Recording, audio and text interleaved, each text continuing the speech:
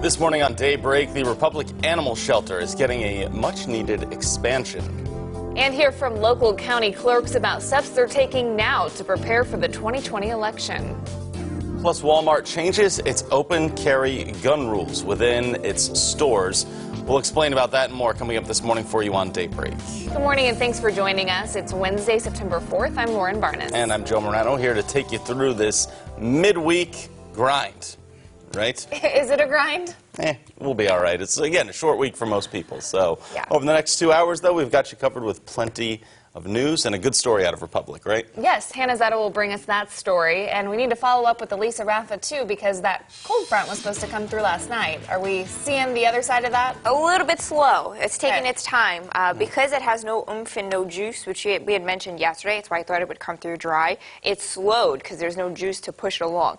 So that means we'll squeeze out another warm and sticky day. The relief, not really there anymore. All right, so pretty warm as people are waking up this morning. Yeah, another warm and dry start. Dry roads out there this morning, and temperatures again are in the upper 60s and lower 70s. It's 68 degrees in Springfield with south winds still at 3 miles per hour. So again, that means the front has not come through.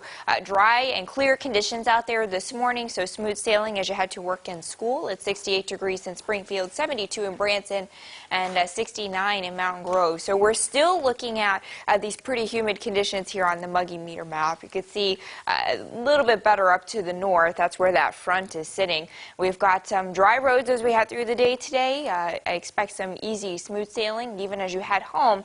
By dismissal, still pretty summery. 88 degrees, warm and sticky with some mostly sunny skies. So we could still get an isolated storm out of this front. We've got to talk about that. The week looks pretty quiet, and an update on Hurricane Dorian. It's still a Category 2 hurricane sitting off the coast of Florida. Details on that coming up in 10 minutes.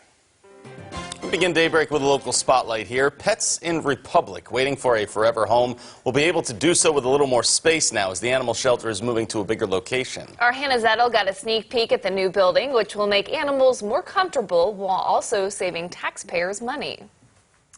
Well, that's right. The City of Republic's animal shelter processes more than 500 animals every year, but that current location is too small to keep up with the growing number of pets in need.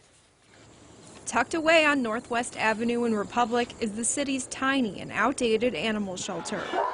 Well, this location was built in the 70s, so it's just basically been here since then. Animal Control Supervisor Christina Elmore admits she works in close quarters, the walls crowding in even more as time passes. When they built this in the 70s, it was adequate for that population frame. But now that we're almost 20,000 people and we not only cover the City of Republic, but we also do Brookline, you know, it's not meeting that need. Overcrowded cages have housed over 3,000 animals since 2013, and when those spots are taken, homeless pets must be moved to neighboring facilities. State law requires us to hold them 7 days.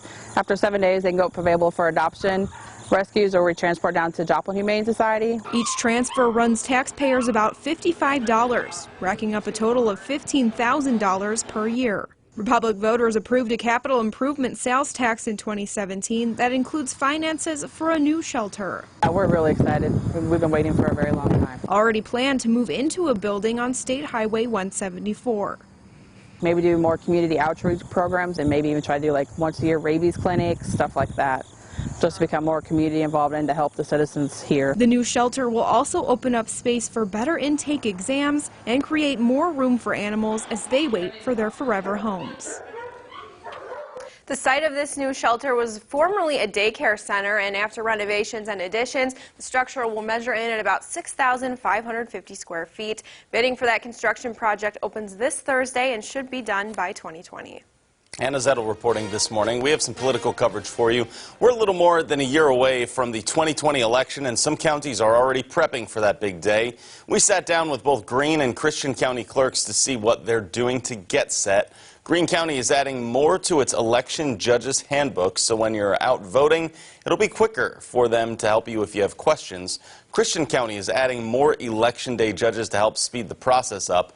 Both counties will be looking at changing some polling locations, but one thing that won't be changing is the use of paper ballots.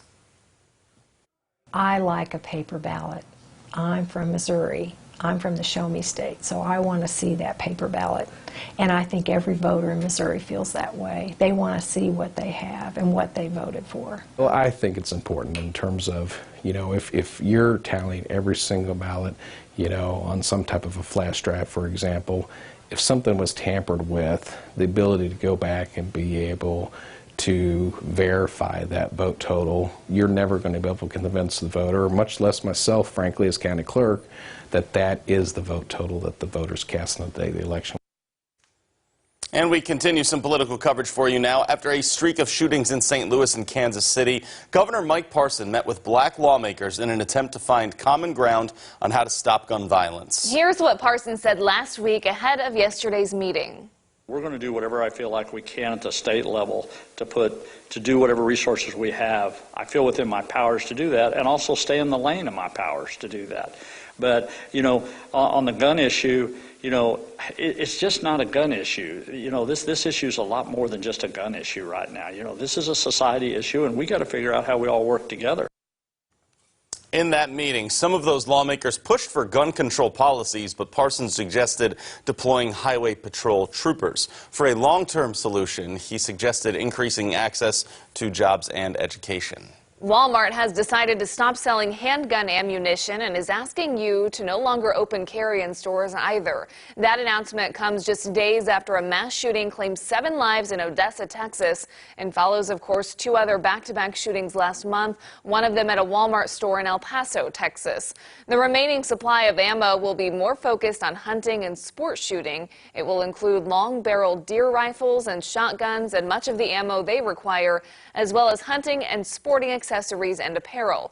Walmart will reduce its market share of ammunition from around 20% to around 6 to 9%.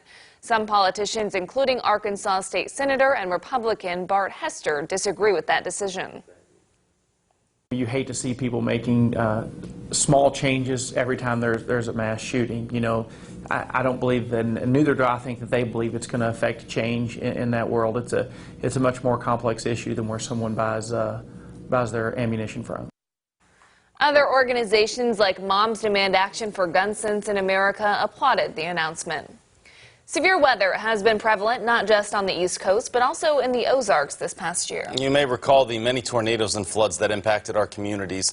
In Branson yesterday, the fire and rescue teams started another round of training programs to help citizens be prepared for when these kinds of disasters occur. Completing the training makes you part of a community emergency response team. Fire Chief Ted Martin explains to us what that training consisted of. The CERT program really helps local citizens become prepared to be self-sufficient for that 72 hours, even as emergency responders are stretched thin on disaster scenes. This gives the opportunity for local citizens to help their neighbors by learning how to turn off gas supplies, how to do basic first aid, how to prepare an emergency kit, how to do some light search and rescue, and use a fire extinguisher. After you complete the training, you have 2 options if you're interested in helping. You can help those in your neighborhood or join the CERT team that goes across the community. Still up for you here on Daybreak. Ben & Jerry's gets a little political with its new flavor. And U.S. manufacturing jobs suffer from the China trade war. That's all in your Money Watch up next. From Color 10 Ozarks First, Lauren Barnes, Joe Morano, and weather with meteorologist Elisa Raffa. This is Color 10 News Daybreak.